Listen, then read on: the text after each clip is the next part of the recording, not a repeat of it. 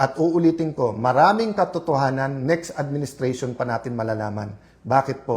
Kasi yung atmosphere, yung mekanismo, yung batas, yung control din sa Senado. Pwede ba isabay-sabay? Oo, pero ayaw isabay-sabay. Ang gusto unahin, lahat muna ng oposisyon. So kung isa-isahin kami mga oposisyon, tapos sasabihin ni Senator Lacson, kita mo, hindi guilty, etc. Siya na lang namimili eh. Si Senator na lang Lacson na lang mamimili kung sino dapat kasuna o hindi.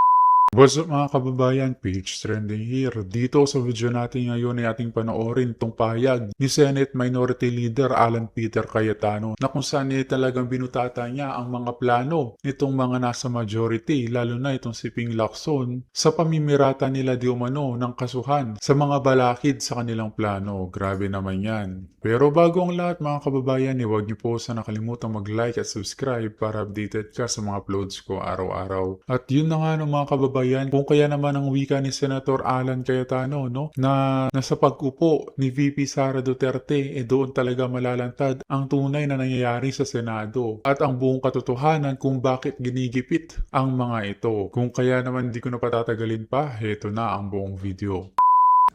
Kailangan natin lumaban kasi po, iilan lang po kaming nagsasalita. At kahit naman po ako, nung hindi po ako yung front and center, iilan silang nagsasalita. At marami sa kanila ay kinukulong, kinakasuhan. Yung KKK, kung tawagin ko po, no, puyog, tapos kaso, tapos kulong. At isa si Senator Lacson sa nagpapairal din nun. So makita po natin sa Blue Ribbon Committee, nung nag-umpisa kay Senator Marcoleta, maganda po yung umpisa. Pag take over ni Senator Lacson, biglang tinuro kay Senator Jinggoy, kay Senator Joel Villanueva, kay Senator Chis Escudero. At nung matuturo yung ibang senador, pero kakampi niya, parang medyo natigil doon. So, ganun din po, no? Nung una, kung saan-saan tinuturo, kung umaabot na sa mga sekretary, umaabot sa Malacanang, pero si Senator Lacson, hindi na dinala yung witness, siya na yung sumagot. On the record po lahat yan. At siya naman po, sinasagot niya yan. So, paano tayo humantong dito? So, dun pa muna po ako sa bakit. Pag wala na pong nagsalita at na-cover up po, to be fair to this administration, to be fair to President Marcos Jr., umuusad, may mga nakukulong, may investigasyon, may lumalabas. To be fair to Secretary Dizon, for example, iniikot niyo yung mga lugar at pinabibilisan. Pero yung hinahanap natin na komprehensibo na lahat ng lugar at lahat ng kontrata, wala. Or bitin pa. And then you have, of course, people, hindi ko na sila isa-isayin, ayoko sila maging target, whether yan ay mga kongresista, yan ay mga progressive groups, yan po ay mga kolumnista, yan po ay mga matagal na sa politika or mga former secretaries ay nagsasalita. Talagang may tinitignan, may tinititigan, di ba? So there are much bigger contractors, especially if they're powerful or powerful contractors of the powerful people, na parang hindi tinitignan. Pero tignan nyo po, katulad sa akin, sa Taguig, after May 11, sinabi ko na po sa inyo, handa ako sa cost. Di ba? Mahirap po, mahirap. Marami akong kinailangan sabihan na wag nyo ako alalahanin kung ako'y kasuhan nila o ikulong. Sana naman po walang patayan, sana po walang assassination plot, and I don't think naman na meron.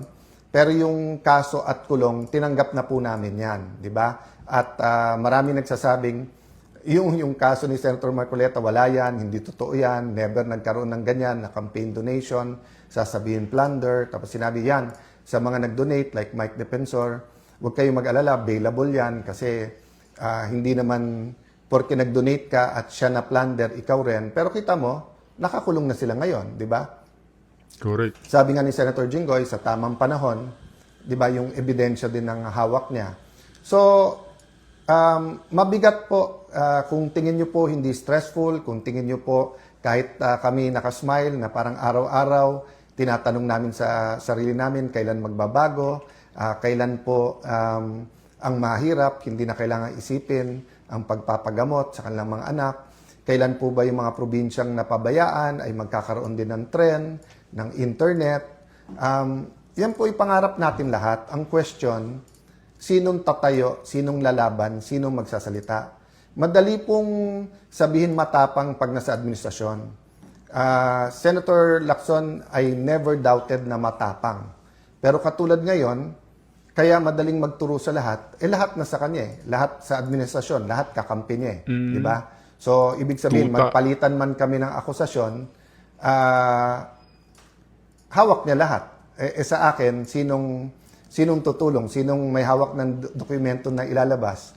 Pag pinail ko, halimbawa, libel, kasi kung ano-ano sinasabi, baka matanggal pa ang piskal eh, kapag ka-final nila, no? Yung kaso sa mga committees, I believe naman in the independence sa bawat isang mga senador, pero yun nga kasi style ni Senator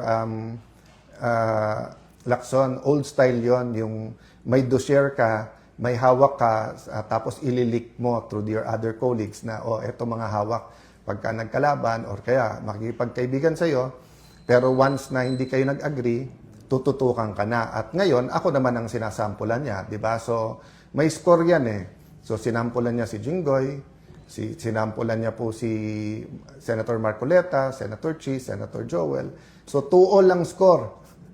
So, syempre, medyo nagtatampo din si Senator Lacson. Ba't nagkaganon? Problema, di ba, nagkaroon ng coup sa Senate, nakaupo kami, 13, kailangan nila ng boto. So, now, ako naman po ang tinututukan niya. Sabi nung iba, Sen, siya lang po yun. Walang kilalaman ang Malacanang, wala yung iba. I don't really know, and I'll give Malacanang the benefit of the doubt. Of course, naging klaro sa amin na maraming bawal. Halimbawa, bawal maging Senate President ang opposition kasi gagalaw talaga ang lahat para ang makaupo ay kakampi nila. But so far naman, masasabi ko naman na very straightforward, honest, very, how do I put it, patas ang pagpapatakbo ni Senator Win. Of course, umangal kami sa impeachment dun sa presiding officer. Wala naman akong doubt maganda ang pagpapatakbo ni Senator Escudero. Ang question lang kung nasunod yung rules, di ba? So walang doubt po sa amin nung tinigil yung pagbibigay ng medical assistance kasi napakarami po tayong tinutulungan sa medical assistance. Nireport po sa akin na maraming project hindi napopondohan. DBM naman daw, hindi naman DPWH, pero dapat DPWH yung nagfa-follow up. At pag na-delay ito, hindi naman si Alan Cayetano magsasuffer. At hindi lang Tagigenyo kasi nga marami na pong dumadaan sa mga kalye ng Tagig na hindi po taga-Tagig. Ulitin ko po yun yung mga ibang projects po na sinasabi ni Senator Lacson, pinapakinabangan ng daan-libong tao yan. Yung ilan mga parks, pag Christmas lang po, 20,000-30,000. Yung daanan na isang sinasabi nila, dinadaanan ng mga galing Laguna papuntang Rizal. Alam nyo naman po, Arca South, BGC, whether mga kapitbahay namin sa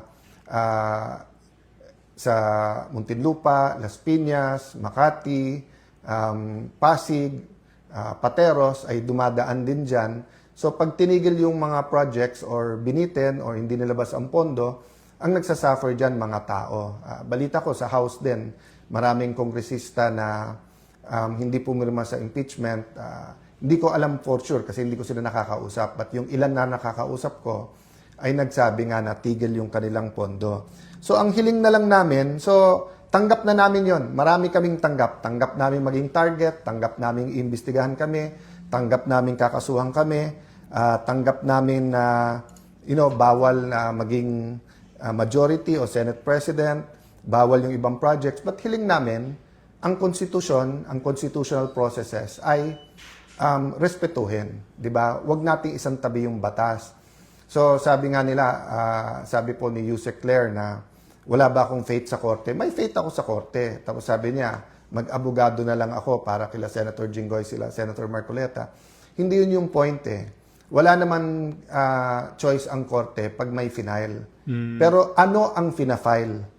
Kasi pag final mo non-bailable, katulad nito, baka matapos yung impeachment, hindi po participate si Senator Jinggoy, Senator Marcoleta. Napaka-importante nung kanilang participation. Special treatment daw pag sila'y nag-participate. Hindi po. Kasi unlike an MTC judge, an RTC judge, unlike sa Supreme Court, not sa Supreme Court, no, sa unlike Court of Appeals, Court of Tax Appeals na kung mag-isa lang yung judge, let's say sa RTC, pwede mo ilipat yung kaso na yun sa ibang branch. Sa Sandigan or CA, pagka hindi pumwede, nag-inhibit yung isang justice, may papalit na isang justice. Sa Supreme Court, of course, kung 15 sila lang. Pero kahit na mag-inhibit yung isa, may 14 ka pa. Pero sa impeachment po, 2/3 of all members. So as long as member pa rin sila, pag hindi po sila nag-attend, counted as acquitted yung boto nila. Pero hindi sila nakakapagtanong, hindi nila na-observe ang sagot ng witness ng bawat isa. Kaya nga sinasabing sui generis or one of a kind yung impeachment. So, dito po ako nagtataka kay Senator Lacson. Pagka nagsasagutan kami, siya nagagalit, pero siya naman po ang araw-araw may pinopost o sinasabi, ako naman po ay sumasagot. Correct. Pagka may sinabi ako, babaliin niya. Tapos sasabihin niya, I cross the line. Ano pong example nun? Di ba po ang topic natin, kung tama na yung Supreme Court ay magbigay ng supina sa BIR, sa AMLA at saka sa mga bangko. At ang sabi po ng prosecution, kasi nga, hindi tumugon o hindi tumama sa kanyang kita at sa kanyang SALN ng Vice President. So, kinumpare ko lang to. No? So, sabi ko, Nagtataka nga ang taong bayan, San Cayetano, kung bakit may naniniwala pa dito kay Lacson, no? Halata namang garapalan. Pamumulitika lamang ang kanyang ginagawa. kung si Senator Lacson tumaas ang SALN, ibig ba sabihin pwede na natin isupina, 'di ba? Yung BIR, AMLA at saka no. Ako din ang sumagot. Sabi ko hindi. Kasi just because tumaas ang SALN mo, hindi ibig sabihin may mali. So hindi ko na siguro kasalanan kung mali ang rinig niya. Of course, sa kanyang pamilya or sa mga malalapit sa kanya na stress, paumanhin na na-stress kayo. Kasi kung yun yung interpretasyon, ang interpretasyon na sinasabi ko nga, walang masama. Kaya nga sabi ko, dapat may ebidensya, may accusation na may mali or may corruption. Hindi ko sinabing ganon. Pero nung sinabi niya kasi sa akin na may anomalya sa Taguig, so syempre sabi ko, edi side by side tayo. 'Di ba? Lista ako ng 2-3 na meron din ako suspicion na hindi maayos sa iyo. O tapos yung sa akin, and then yung sa bayan. So ulitin ko po nung nag-umpisa to, sabi ko, gusto mong imbestigahan si Alan Cayetano or kahit anong tingin mong link sa akin, sige, pero isabay natin sa investigasyon sa iyo. And then, ang dapat primary investigation, yung sa pangkalahatan sa buong bansa, yung flood control. Sabi niya, hindi, unahin natin si Alan Cayetano. Okay. So, ano nangyari? At bakit niya sinasabing humihingi ako ng ceasefire? So, nung simula siyang magsabi ng mga alegasyon, nakikinig lang ako. Sabi niya, may ghost. Di naman niya sinabi ko saan. So, syempre, sinabi ko lang, wala. O, tapos, inaraw-araw na niya ako. Tapos totoo na nag-uusap-usap yung mga senador. At alam niya yon. At isang senador nagsabi sa akin, ako mahigit sa isa, Alan, hanggang saan to? Sabi ko, yung para sa bansa, kailangan lumabas yung totoo. But reasonable kami. At hindi kami papayag sa sinungaling, hindi kami papayag na kung saan-saan dinadala, di ba? Ang gusto lang namin, patas at lumabas yung totoo, katotohanan. So sabi niya, pero Alan, pag naglaban-laban yung mga senador at araw-araw na lang laban-laban senador, 3 mangyayari. 1, baka bumaksak ang rating ng senador, baka bumalik yung plano na mag-chacha or mag-charter change at alisin ng senador. Ayaw naman natin yan. Sabi ko, yes, ayaw natin yan. O pangalawa, baka mawala yung focus sa mga anomalya na dapat tinitignan natin sa iba't ibang mga ahensya. Sabi ko, yes, unless yan ang gusto ni Senator Lacson. Unless ginagamit niya talaga to para pang-distract, unless may nag-uutos sa kanya, at ayaw niyang dun mapunta, gusto niya nasa amin yung focus o siya yung nasa dyaryo araw-araw. Sabi niya, pangatlo, Alan, hindi mo ba na-realize yung hirap ng ating kababayan? So sabi ko sa senador na mga kausap ko, alam ko, bakit? Hindi naman ako sa subdivision nakatira eh. So yung mga kapitbahay ko na nagta-tricycle na naglalakad na lang, o yung mga kapitbahay ko na may tricycle na minsan tumitigil na lang sa pagpapamasada dahil nga sa taas ng presyo ng gasolina at ng diesel, o dun sa mga nagrereklamo sa presyo ng kuryente, yung iba nababasa lang sa dyaryo. Sa amin, na nakatira kami sa isang community na very humble, at sa amin na very open kami sa aming community, may lumalapit talaga para sa tulong, whether yan sa kuryente, sa pagkain, sa paggagamot. Tapos tatanggalan pa kami ng pondo or ng karapatan na mag-endorse pagka dito sa medical assistance. So tignan nyo naman po kalagayan ko. Kami na po kinukuyog, kami na po kinakasuhan, kami na gustong ikulong. Sinabi na po diretso ni Senator Lacson yan na dapat si Alan ikulong. O okay na. Ang hinihingi ko lang, patas at huwag gamitin ang batas sa pabor lang sa iyo. Ang lala. So sabi nung ibang mga senador, anong pwede natin gawin? Sabi ko, ayusin lang natin. 'Di ba? Imbestigahan ang dapat imbestigahan. Wala naman nagsasuggest ng kung ano-ano. Ang salitang ceasefire hindi po nanggaling sa akin. Tinanong ako ng isang senador na habang inaayos natin lahat, wala pa naman members yung ibang committee, habang hinihintay natin ang SONA, yung LEDAC, ano ba tingin mo, Alan? So, sabi ko, walang problema ako kung ano nasa harap ko, yun ang gagawin ko. Basta pag may lumabas na ebidensya or may bagong issue, kailangan lumabas yung totoo. So, for example, sa kuryente, di ba? Yan po ba ay batas lang o meron talagang kumikita dyan?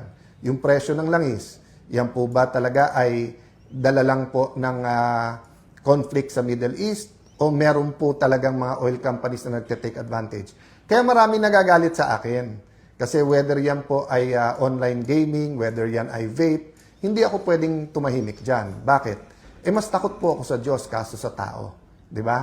So syempre po, gusto ko na may tiwala sa akin ng tao. But if it's a choice between one audience, God, and pagmamahal ng tao, ang pipiliin ko pagmamahal ng Diyos.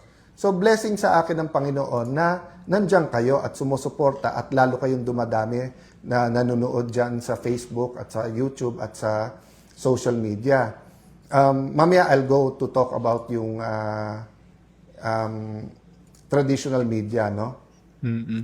So, nung ako'y tahimik, nagagalit si Senator. Nung ako'y nagsasalita, hindi naman araw-araw din yun eh. Sabi nila, araw-araw nagpe-Facebook. Tignan nyo po yung mga post ko. Hindi po araw-araw yun. I think it was 2024 or 2025 yung aking Cayetano in Action 365, no? At iba din mga topic natin doon. But ang point ko, nung ako'y nagsasalita, ang daldal ko daw, ang dakdak daw ng dakdak, kung ano-ano daw sinasabi, ano na nangyayari sa akin. Nung tumahimik naman ako, araw-araw may bago, baka guilty, hindi mapaliwanag. Tapos ngayon sasabihin na humihingi ako sa kanya na itigil niya. Hindi ko po, sabi ko, haharapin ko. Ang hiningi ko nung tinanong ako, yung salitang ceasefire sa ibang senador na galing yon. At ang sagot ko nga, guys, hindi nyo kailangan kausapin kasi titignan nyo nga. Tahimik nga lang ako, hinihintay ko lang yung aligasyon. But syempre, pagka medyo may sinabi na tingin ko ay kailangan sagutin, sasagot ako. So, for example, let's go to the mainstream media or traditional media, TV, radio, dyaryo. Nung bata ako, pag sinabi ko, halimbawa, magnanakaw si Juan de la Cruz, siguro on the first day, lalo ko si Juan de la Cruz ay kilala, lalabas yan sa front page, sa inner pages, babasahin sa radyo yan, baka lumabas sa news na Cayetano says, Juan de la Cruz is allegedly magnanakaw. Pero pag yung second day, sinabi kong nagnakaw ng bahay yan, ng agaw ng lupa, pero wala akong puweba, wala akong nilabas na specific, baka hindi na ilabas sa news yan. Pag susunod na araw, sasabihin ko, carnapper yan, pero hindi ko maturo kung anong kotse ang kinarnap, hindi na lalabas yan. Pero kay Senator Lacson, everyday nag-tweet-tweet, may ghost, baka hindi ghost, double appropriation, baka isang picture, baka ganito. Araw-araw, nasa lahat ng dyaryo, nasa news. Hindi ko alam kasi hindi ko naman pinapanood interviews niya kung tinatanong man lang siya, Sir, ano yan, saan? Pero nire-report, di ba? So, wag din magtaka yung mga kapatid nating sa traditional media, sa mainstream media, kung bakit mas marami ang may tiwala ngayon sa independent vloggers, kung bakit sa Facebook, YouTube na nanonood yung iba. Kasi nung araw, iba yung editorial standards, iba yung journalism, yung bigat. So, I mean, in general, nandiyan pa. Pero in my case, no, and in many cases, tignan nyo yung sinasabi ko, di ba? Na 1 week, inaaraw-araw kami. Tapos, halimbawa, yung sinabing, we are worse than Bulacan. No, napakalaking, ano ba yung pondo sa Bulacan, sa isang distrito lang yon, times 5 ba? Kaso sa Taguig. Tapos sa Taguig, yung pondo, kasama naman dyan mga kalye, kasama dyan mga multi-purpose buildings, school buildings. At sa Taguig, makikita nyo, gumaganda ang buhay ng mga tao. I really don't mind the investigation. Basta patas lang. So, concern po yan ng buong Senado at ng mga kasamahan. Kaya lang nga, medyo ilag din kay Senator Lacson. And ayaw ng maraming senador na may gulo. So for example, today, di ba? Alam nyo po, hindi ko ka-close, hindi ko kasundo si Senator Erwin. Pero I support yung hearings niya sa Committee on Energy para mapababa ang presyo ng kuryente. Nag-privilege speech siya, hindi na ako nag-interpellate. Bakit? Baka matumbok niya eh. Pag natumbok niya, kahit hindi ko siya ka-close, at bumaba presyo ng kuryente, good for all of us. Di ba? So, hindi ko na po sinagot yung mga reasons kung maghihiring o wala. Kasi nga, marami pang pag-uusap. Ako mismo, hindi ko, without Senator Marcoleta, without Congressman Mike Defensor, I don't know sino pa yung mga witnesses na pwede. Marami ako alam, marami akong nakita. Pero hindi naman pwedeng ako mag-testify, lalo kung hindi ko hawak yung mga dokumento or nakita ko lang ito. Pero alam ko na marami pang dapat imbestigahan, di ba? So, ang point ko po mga kababayan, parang sala sa init, sala sa lamig ang gusto po ni Senator Lacson. Pag tumahimik, guilty na o umaareglo, etc. No? So, pwede ako either way. Pag sinabi ng mga senador, focus tayo sa ekonomiya, naghihirap mga tao, siguraduhin natin maganda takbo ng impeachment. Pag sinabing ilagay natin sa tamang timing yung hearing. To be fair to everyone, I think ang sinasabi, ano ang hihiring, ano timing ng hearing, etc. Walang nagsasabing, meron pa isa-isa na gustong i-cover up to. So, kung si Senator Lacson sinasabi niya, mali ako at hindi siya kasama sa cover up, itama niya yung daan. Pero yung pinapakita niya sa tao ngayon na paggising niya sa umaga, ako lang nasa isip niya, 'di ba? At kami lang masama, samantalang makikita niyo yung kagandahan ng aming syudad. Very, very unfair po to.